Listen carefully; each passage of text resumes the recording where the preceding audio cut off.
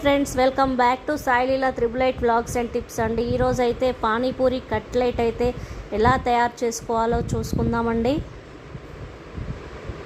Panipuri cutlet అంటే ఇష్టపడని వారు ఎవరు ఉండరు కదా.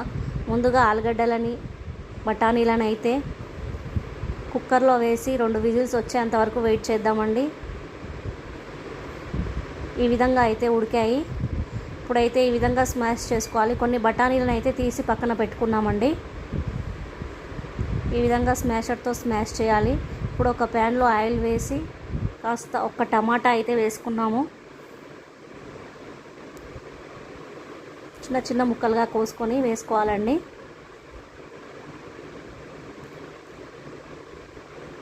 టమాటాలు కాస్త వేగాక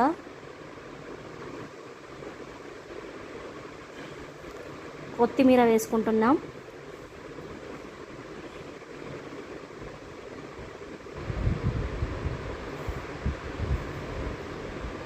ఈ విధంగా వేసుకొని కలుపుకోవాలి. ఇప్పుడైతే అడుగంటకుండా కొన్ని వాటర్ అయితే వేసుకుంటున్నాం. ఇప్పుడైతే ధనియాల పొడి,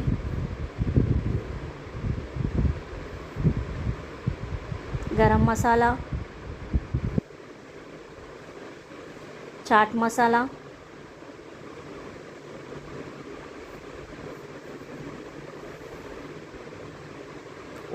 కారం,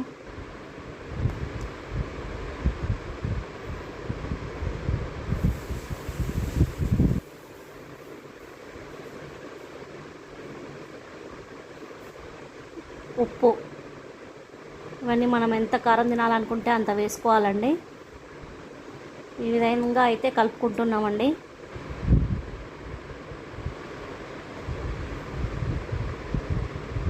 కాస్త ఆయిల్ పైకి వచ్చే వరకు వెయిట్ చేద్దాం. ఈ విధంగా ఇప్పుడైతే పక్కకు పెట్టుకున్న బఠానీలను అయితే వేసుకుందామండి.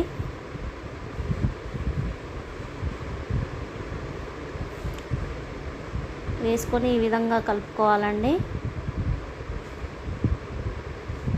చూడండి కాసేపటి తర్వాత ఎలా ఉడుకుతున్నాయో. ఇప్పుడైతే ఈ పేస్ట్ని అయితే ఇందులో వేసుకుందాం. ఆలుగడ్డ మిశ్రమాన్ని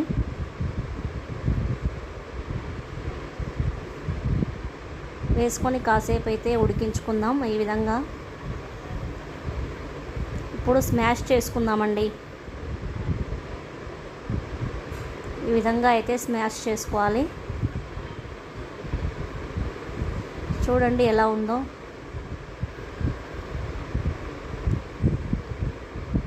ఈ విధంగా వస్తే సరిపోతుందండి.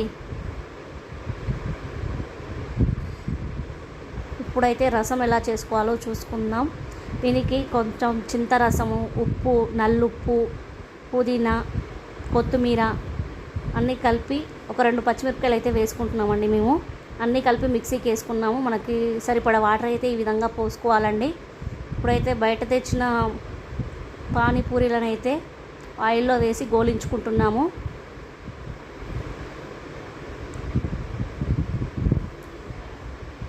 ఈ విధంగా వేయించుకొని పక్కన పెట్టుకోవాలండి. ఇప్పుడైతే పానీపూరి అయితే రెడీ అయిపోయిందండి. ఈ విధంగా ఇంట్లోనే చేసుకొని ఎంజాయ్ చేయొచ్చండి. పిల్లలు చాలా ఇష్టపడతారు. ఓకే ఫ్రెండ్స్, బాయ్ మరి.